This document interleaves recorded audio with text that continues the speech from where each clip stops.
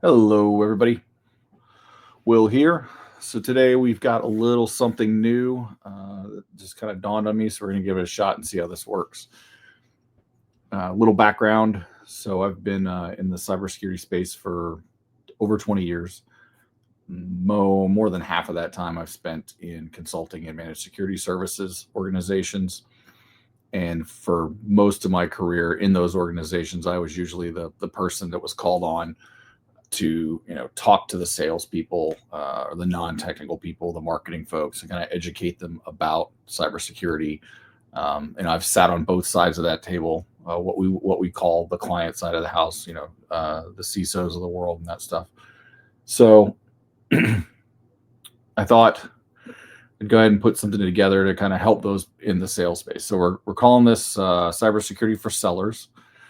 The idea here is, I'm going to try to impart my knowledge that I have and what I've learned to help everybody out there, especially those specifically, working on the sales side of things, to be able to understand cybersecurity better, understand how those organizations work, just basically give you some general sales enablement. Regardless of whether you work for an MSP, an MSSP, a consulting firm, a product company today, chances are you're going to go work somewhere else. You may not even sell security today.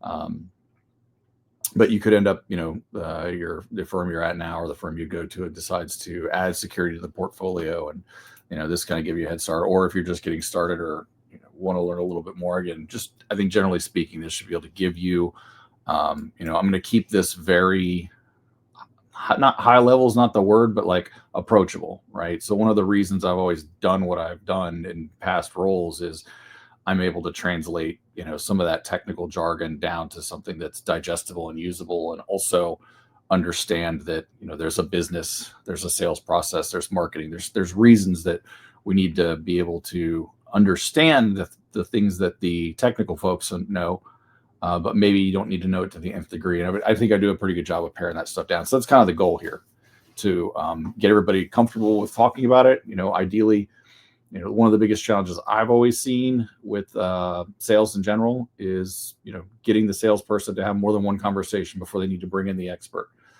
So hopefully this can, help you all have some of those conversations. So with that said, almost every security firm, they do their ideal client profile, their ICP, and they say that we want to sell to the CISO. So I figured today that's the best place to start. We'll go over, we'll do some basic cybersecurity sort of stuff from a consulting managed services standpoint. And then we'll get into, hopefully giving you a little insight on, what the CISO and those organizations look like, how they operate, give you a little better understanding of that so that you can have some conversations with them. And I'll throw in some of the things that I've learned over my time, as well as, being sort of good things to do as a salesperson. And that means you could be doing business development, account management, SDR work, customer success, or even marketing, right? I mean, there's a lot of parts of those businesses that that can take advantage of this. So let's get started here. Let's go ahead and add that in. So we're going to get to know the CISO today. So the first thing I want to hit on is just some core concepts in security. So when it comes to selling security, there's kind of three things that exist in our world, right? We've got the technology. So if you're a product company or you're selling product or a VAR, you've got firewalls, intrusion detection, DLP tools, EDR, XDR, identity software. You can see this is basically anything that can be, coded into software, put into a box, that kind of stuff.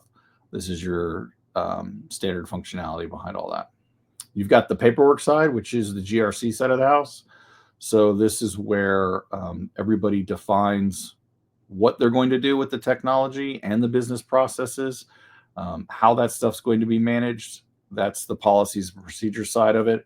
There's also, the auditing side for those actually doing certifications like SOC 2 or ISO 27001, things like that. You've got your general compliance, which can mean a lot of things. It doesn't have to just be, it's PCI compliance. which is one. Obviously, it's great. You've got to be compliant with PCI, or you have to be compliant with standard whatever, based on what industry you're in and what work you do. But also, a lot of organizations will have their own security frameworks that exist that they need to be compliant with, or they might be part of a multi-conglomerate. So you need to understand that compliance isn't always driven by some. It's not always a government or regulation sort of thing that exists out there. And this is also where your general risk management is going to exist. This is where organizations are looking at not just the technological risks in there, but also, environmental risks. And so you'll have things like business continuity, disaster recovery, evaluating, all of the things that are going on with that technology, with the business processes, whatever it is, and just making sure that everything's ticked and tied and managed in an appropriate manner. Then you've got the testing side. So this is our penetration testing, vulnerability scanning, and that goes, there's put the incident response side on here too, because you've got, there's incident response paperwork that has to be done. There's technology that helps to support all that being done as well. But then you've got tabletop engagements, and again, doing those engagements that basically, essentially, you're validating the paperwork processes that you have in place and that the technology you have in place. So that whole testing is just, hey, let's wrap it all together, right? You've got the GRC side that says, hey, here's how we're going to do it. You've got the technology implemented to be able to do that. And then you audit it both from a GRC side and from a testing side. So, hey, if we need segmentation in this part of the world, then, okay, let's define what that looks like, paperwork. Let's go ahead and implement how that works, technology, and then let's go ahead and test it, pen testing, to make sure that it happens, right? So you can see how all of this kind of ties together. And this is just sort of a fraction of what the CISOs are thinking about. Now, from a sales perspective, obviously, the sort of fourth pillar that exists in here is managed services, which kind of takes into account all of these areas and then provides them as a service. So you can have the core basic managed security services of, we're managing your firewalls, your EDR, your alerts, and stuff like that, as well as things like continuous pen testing and attack surface management, vulnerability programs, all of that. You can do managed GRC as well, right? At the end of the day, a managed service is just taking the onus off of your client, so they don't have to hire the staff or the technology or the tooling to do whatever it is that needs to be done, and you provide it as a service. And of course, as a service provider, you have economies of scale. From a technology perspective, a little hint for those of you working in the technology space, and we get into this some more of this, probably do another whole session on this, I think. But understanding services and technology and being able to realize the complement there is going to help you a lot, especially when you get into things like channel selling. If your company sells managed services, you generally may or may not care about the deal for the technology side. And if you provide a product, you may not care about the services side. But being able to understand how two of those things work together, that doubles your sort of ability to go out and sell and deliver good services and good technology solutions to your clients. So it's good to think about that in terms of whatever it is you're doing and who you're working with as well. Okay, so let's go into, that's kind of your foundations there for security today. All right, so the CISO, what's the CISO do, right? So what I'm going to walk through here, this is going to be, I'm a field CISO, so I go into organizations that need to build security programs or run security programs. This is kind of what I would do. This is what most CISOs would do. We're going to take you from the beginning to the end as if nothing existed. Most organizations already exist. So when that new CISO takes the job, they're going to do some version of this, generally speaking. But in general, this should give you an idea. The point here is to really understand how the security leadership looks at the business, the organization, and then determines what they want to do. And that's there to help you as a salesperson understand where you can provide value, and then how you sort of need to interact with them, and also where you kind of fit in the ecosystem here, right? Where you kind of rate, so to speak. So everything kind of starts, or should start, ideally at the business mission. Any kind of security organization will be looking at, okay, what does the company need to do, and how is what I'm doing supporting those goals, right? And then from there, you can derive their risk appetite, which is going to be based on a lot of other factors we're going to get into in a sec. But basically, how much risk am I willing to accept or transfer or kind of be okay with, depending on that organization, depending on their mission, depending on that, what their budget is. All of those things are going to kind of affect that to a degree. And then that kind of, those two key factors, along with some other things we're going to talk to here in the next line, kind of derives our security strategy at the highest level, right? What is our strategy? What are our main goals and objectives as a security organization? How do we want to, what do we want to take the most serious, and what can we kind of deal with separately? So this is the more tactical side of that, right? So ideally, organizations need to understand. I don't have asset management on here. That's kind of the first step really to everything, but it goes hand in hand with a business impact analysis. I know we're getting kind of technical, but this is really saying, hey, look, what is everything we have, all the data, the systems, the people, the processes? What do we care about more than other things? How important are these things over the other? And to what degree do we need to protect them, right? How much availability needs to be here, how much protection needs to be applied. That whole business impact analysis and understanding the assets they have is going to be key to defining that program that they build out. The other aspect is the compliance side, which, if they have regulatory requirements that are external, whatever somebody else is saying, hey, you've got to do these things, then that gets piled on top of, understanding their assets.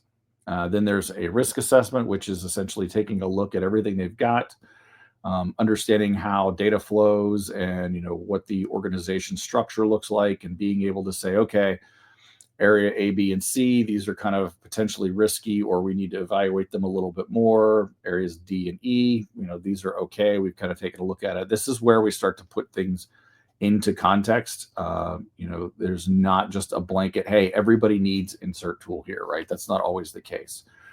So the risk assessment gives them some quantification, some valuation on the things that could potentially happen to the business that, again, going back to the business mission, that could potentially impact the business, and helps us understand how we want to protect it. So this is really the, hey, there's really cool laser beams that you can put in the air vents that will detect if somebody's breaking into your house. That's great, but if your front door is left unlocked, then you're spending money on tools and technology and solutions that you don't need, right? So this is really helping to prioritize all that. Then kind of based on, where they're at this point, they're going to have a desired state that they want to get to. So there are going to be certain aspects of security that they want to improve, some that they know, need to be better, but aren't as important because of things like, understanding the risk, understanding the business impact analysis to be able to make those decisions. And that's going to give them their desired state there. So you'll have the current state, desired state, which effectively becomes the roadmap. Now, the roadmap is essentially what that CISO and team is going to be working on year to year, right? So they may not do this full assessment and build a roadmap every year, but whatever the budget cycle is, at some point they're going to revisit their current roadmap, see where they are on their goals, their desired state, the things that they want to improve, and make some decisions there about how they're going to spend money, where they're going to put resources at. That's what all leads to the budget here. So money isn't spent just because they want to. Generally, there's going to be data behind it saying this is what the company cares about. This is where we see risk being existing. So this is where we need to spend money to protect things. Then what you get is, this is all of this stuff in the black boxes here. Think of it as like, kind of breaking out what we saw before in the prior slide of, what security stuff sits in what pillars. This is kind of all the stuff that happens every day in running a security program, right? So as a CISO running an organization, these are all the things that are going on day to day. They've got vulnerability management, there's some security monitoring going on, they have SOC or some kind of services or something with that monitoring that exists. There's tools and technology. You've got, your GRC programs that are there, third-party risk, which is huge right now. dealing with auditors showing up and taking their time. And, you'll see a lot of this here. You're going to have lots of team members, lots of organizations all working to support these sort of core aspects of running that security program. And that's important to know, because now I'm going to throw in this last bucket here, which is, part of the CISO's job. I met a CISO a while ago. I wish I remember who it was, but he told me that CISO stands for Chief Inside Selling Officer. So a part of that CISO's job, and we're going to get to this in the next slide, is going to all the other parts of the organization and helping them understand, why security is doing what it's doing, how it's going to be beneficial to their organization as well, why it matters to the business, why it's important. So there's a lot of quote unquote selling that those CISOs have to do from a relationship standpoint. And one thing I didn't put in here that maybe we'll do another session on it. I don't know. We'll see. You'll run into different kinds of CISOs, not just in how big an organization is or how complex, but some CISOs come from a very technological background. So they may hold on to that technology knowledge a little longer and be a little quote unquote smarter when we're talking about things like security monitoring or identity configurations and things like that. Other CISOs will come from the business side. I've worked with lots of people in cybersecurity who have biology degrees and MBAs for some reason. So their backgrounds may be a little more focused in the business of what's going on and the management of people. Then you'll also have some who are on the GRC side, which is pretty common, right? Because the GRC is sort of how, the paperwork kind of defines how everything else gets operated. And so being able to kind of understand that broad spectrum helps them. So I think we'll do another session on that. But again, depending on what their strengths are, they're going to depend on where they're going to need some help from organizations that are selling to them. But also you can see here with all these red boxes, you've got, their meetings. They're also doing a lot of this is extracurricular outside of the world too. So a lot of CISOs are part of these other CISO communities because they're constantly talking to other CISOs who are dealing with the same things. That's where they get a lot of their information, as well as trusted advisors. I know I've had several CISOs myself where, when I'd come and visit them, every quarter or whatever it was, hey, what's going on? What are you seeing in the industry? What kind of things can you fill me in on? They're constantly seeking knowledge and information. And so they've got these communities around that are part of that. And then they've got that same training and stuff to do that all the rest of us everybody else below that CISO has to do. CPEs for, maintaining their certifications, attending conferences, doing all of that stuff. So the reason I say all that here is as you can see, there's a lot of work that goes into building this program to begin with, and being able to build something that's, easy to manage and scalable. And then once it's running, there's all of this stuff going on. So for a salesperson, what does that mean? It means you have to provide value kind of continuously. But you also need to realize at certain points of this game, you're not relevant, right? So the idea being, and everybody who's ever worked in sales knows there's a little bit of luck and timing that always exists, right? You can have the best product in the world, and with the ultimate pricing and the greatest relationship there is, but if you don't have somebody who has budget and a need and the timing's right, it doesn't matter, right? So I say all that, and so we've highlighted sort of this section up here. When the organizations are looking at their strategy, they're looking at their current state, their desired state, that roadmap, when they're in that planning phase, if you're in a consultative selling model, right, where you're providing value, you're not just, taking orders for SKUs and filling software orders or whatever. If you're in somewhere where you need to be consultatively selling, this is your sweet spot. If you miss this point of the conversation, then you're going to be fighting to get back into that point of the conversation, as it happens. So if you've got an organization, and not to say that you can't do that, once the roadmap is set, that doesn't mean that all the deals are done, but it does mean you're going to have to go and ask, hey, what's on your roadmap? Let's take a look. Do you have insert what I'm selling here, right? Is this something that your organization's looking at? Is the timing right? If not, when do we get on the calendar? That stuff. I'm not going to get into the sales tactics stuff, but basically saying, as somebody, administering these programs, That's when I want to have those conversations about what do I need to do as a CISO? What am I building out? What do I need to improve? That's when I'll be seeking input from my trusted advisors, from my partners, organizations, from people I'm already working with, whether we have products or services from. And that's when we're going to be having these conversations when we're talking about, okay, what do we need to do next year? What do I need to plan for this budget? So that's the ideal time to be part of that conversation. If not, then you need to get back into that part of the conversation at some point, if you can, to figure out where you fit in the grand scheme of things. Depending on what you sell, there's still going to be opportunity for you there for sure. But that's the ideal situation for you to be in, because once all of this other stuff is happening, you raising your hand saying, I've got a new product or service for you, without having something super compelling to make give them a reason to, respond to the email or pick up the phone, is going to be much tougher. So I think there's more to talk about here. I don't want to drag on too long, and maybe again there's certain things that you could be doing, and again I think maybe we'll do another session about that, kind of how you approach having those conversations.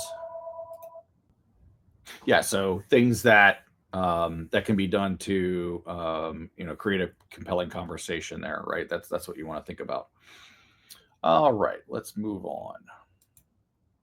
Okay, so it's important to understand, one, every organization is different, and depending on what market you're serving, you may have no C-level executives. You may have twice as many. The key point here is to kind of think about these as the individuals who are responsible for it. So in a smaller business, your CEO may be responsible for 3 or 4 of these sort of C-level roles.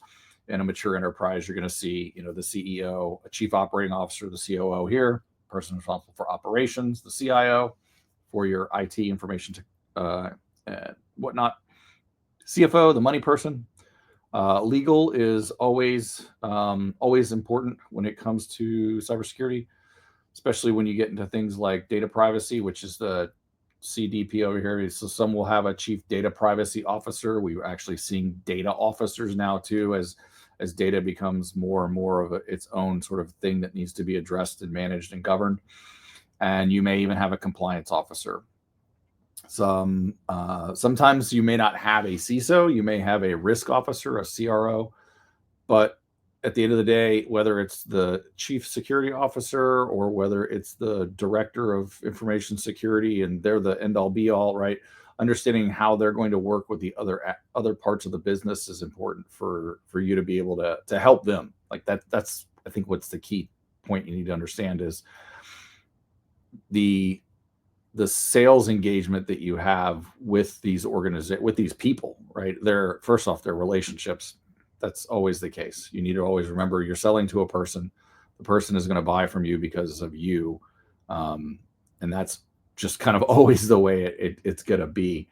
But understanding how they have to interact with these other parts of the organization and the type of person that they are. So if you have one of those CISOs, security leaders, who is not really good with the business math and the financial side of things, they don't know how to talk to the CFO.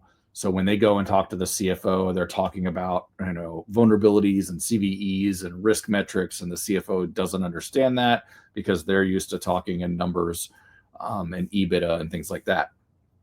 So being able to help them to do that translation a lot of time is a big valuable add that organizations can do, whether it's in general. So if you got generally providing lots of consulting and services, as well as technology, you can do that. If you've got if you're just working on the product side, then obviously being able to help translate that information into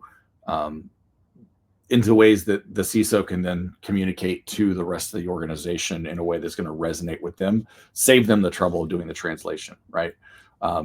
Give that to them ahead of time so that make their job easier. If you can get this, and we're going to talk about this next, but if you can get the CISO promoted, make sure they get their bonus or hit their budget numbers, whatever things that they have, then you're going to have a friend for life. So let's take a look here. So we've got those different aspects from operational CIO. So here's a neat, I don't know if it's neat or not, but the maturity of the organization you're working with, as well as the size and complexity, is going to kind of define a little bit about, or tell you a little bit about how they operate. So back in the day, the CISO would report to the CIO because it was deemed that security was IT's problem. Cybersecurity, information security, it was an IT problem. It's not. It's a business problem, and I think that's good for everybody to understand that. First off, is when you are talking about security, cybersecurity, you're talking about risk to the business, right? The reason to prepare for a breach or to have security monitoring in place so that you can detect when bad things are happening isn't because you're trying to protect IT. It's because you're trying to protect the business. And when that breach happens, it's going to impact the business. That's why we go back to that risk assessment that happened that says, well, if this system goes down, we lose $20,000 an hour. If this system goes down, then blah, blah, blah. And it goes on and on and on, right? So understanding that you'll be talking in business metrics most of the time, that's really going to resonate a lot more. I said all this to say, that's kind of the old way of having the CISO report up to the CIO. You will still see that sometimes. More mature organizations will have the CISO reporting to the CEO or a COO, as a lot of times now as well, depending on some of them. Few, but some of the large ones, the CISO will even have a board seat, right? So understanding where they are in the organization and how they report up is important for you to understand, the kind of conversations that you want to have with them. Then going down there, obviously there's going to be layers of, other executive management and directors that exist there, that those are where you're going to be able to build and establish really good relationships. The CISO may be the quote unquote decision maker for your product or your service, but they're going to go down to their directors, their managers, those teams that are actually using the tool or technology or need that service in place to make their jobs and lives easier. And they're going to take that stuff into account. And they're going to listen to them. They may make that final decision. Now, it's also important to note that somebody like the CFO may have an input on that. So something that a lot of organizations will tend to forget, especially on the product side, I see this a lot, is you may have the best product in the world, but if they're heavily invested in some other platform that exists and kind of provides that already, and you don't have a very, very compelling reason, usually financially, to make them shift away from it, or if you can't communicate that value, then it's not going to matter. So if they're on so-and-so's platform already, and you've got the newest, shiniest DLP tool, that doesn't really matter unless you can equate it to cost savings, efficiency savings, reduce risk, things like that, right? So again, that's where kind of understanding that relationship they will have with the rest of their leadership and the rest of the organization is going to come into play. If you're, that's something that, as sales and a marketing world, like your go-to-market strategy should have kind of identified those kinds of things. Everybody's got competitive analysis, but I can tell you, going in and talking to the CISO and saying my blinky light is better than their blinking light is never the right conversation to have, and it's not going to change their minds most of the time. It's going to be more about what are the benefits to me, the CISO? What are the benefits to the business? How is this going to save them money, help them make more money, help them become more efficient, help them reduce risk, right? Those are the terms that you need to think about when talking to them and pitching. And obviously the further down you go in that stack is going to change how much more people care about the technical details of things. So it's important to understand where you're coming into an organization. A lot of people will be able to sell at that CISO level. Then they have to get down into the individual contributors here and then sort of prove their worth. And you'll have to answer all the questions from all the really smart people in the room, and that's one approach. Versus a lot of other organizations, you may come in and build up strong relationships with some of the individual contributors, some of the management directors and VPs, and kind of get them excited about working with you, excited about the value that you provide to them, which is something, let's talk about that a little bit. We need to make sure that, in sales, if we go back to this here, you look at everything they have to do. If all you do is call up the CISO when it's time to renew your product or service, or just to try and pitch them the time to upgrade, they're not going to find value in that, and they're not necessarily going to be inclined to talk to you. This is going to be the best relationships are the ones that are continual, where you can provide value throughout the life of the contract. I have vendors now that I work with that I meet with, every couple of months. The product's in place, it works, it's fine, but they still maintain. We come in and have conversations about health checks and things that they're doing, and obviously new features and stuff. We understand what's going on, but they're there to help. From a consulting perspective, I've been somebody who's, goes and meets with my CISO clientele, sometimes once a quarter, maybe, a couple times more, to kind of have those conversations. And, I've had some really, I think it's important to understand education is always very critical. Like I've worked with some very large organizations, and even then when I show up, they have CISOs and deputy CISOs and BISOs and all of these people that work for the organization. And still some of the first questions are, Will, what are you seeing in the industry? What's going on? I've got these couple of things happening now. What are your clients doing about it? What are you guys seeing that's going to be helpful to it? They're always seeking that information. So if you need to be able to provide value throughout their life cycle, not just your life cycle, right? So you need to understand the client journey is not just about getting them to engage and then convert into a sale. It's about being able to provide them that continual education, nurture them long time, give them valuable information, and help them along the way. It's a partnership. It really is. And if you don't agree that it's a partnership, it's going to be much harder for you to succeed. So that's where we are on the organization layout. So I'll, again, kind of some rudimentary information here, but you've got different departments that exist that from a security perspective, we're all going to care about, right? Development teams need to have secure code. There's multiple tooling and services around doing that. Databases have encryption, access controls apply to everything.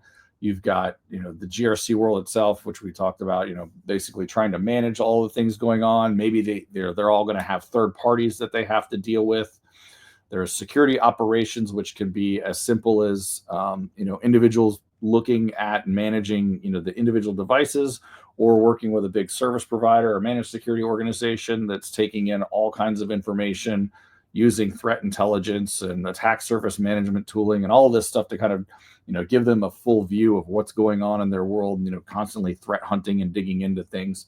That complexity exists, that exists in different varying levels of complexity based on the organization you're with. So it's important to kind of understand and take stock of, well, what's your security program look like? How is your organization working? Where are the areas that you have challenges and struggles with, so that you can find ways to help them solve those problems. And it's key too. I think it's important to be, I know I'm talking to kind of anybody who sells here, but you can't be everything to everybody. So there has to be areas where you're going to come into times where your client's going to be like, well, I really need help with, my SecOps. And like, well, we don't do that, but I have this partner here that we really trust and we can walk you in. Or we don't really do application security stuff. So, but we have this partner that I know, and you can bring them in and introduce them. Being able to say, nope, that's not our wheelhouse. You're much better served to do with working with this organization here that I know. That's going to go a long way in building that trust and that relationship as well. So, because we kind of talk about all these different individual contributing areas, it's kind of key to think about what you do really, really well and where you're going to perform well, and where maybe you need to bring partners in, right? I've got a couple things here off to the side. So as I mentioned earlier, you've got that inside selling officer. So again, that CISO is going around and talking to all the other different department heads. You have marketing folks and HR and, warehousing, and just depending on what industry they're in, you've got purchasing, all those different areas that are going on. And their job is to make everybody else feel safe and secure and be on board with what it is they're doing. So again, any ways that you can help them with that messaging is going to help you in your selling. BISOs, these are business information security officers. So those are typically, they've got a specific business line and they're kind of the security liaison named person there. So larger organizations, you'll see this, they'll have a CISO and a deputy CISO and then different business CISOs. A lot of times these individuals can be very project focused. So they'll be linked to specific tasks in their roadmap. When I talk about that roadmap, it's not just, a lot of times a lot of those engagements on that roadmap will be, oh, well, we need to modernize our identity infrastructure. Well, great. That's an 18-month project, right? And in that 18 months, there may be need for your services and what you're doing, right? So understanding the complexities of what that roadmap may look like, and then they may have 3 or 4 different BISOs working on different aspects of making that whole project, that transformation work, as an example. So that's kind of the way that organizations typically look at the very highest level. If we find a need for it, maybe we can get into some more details at another time.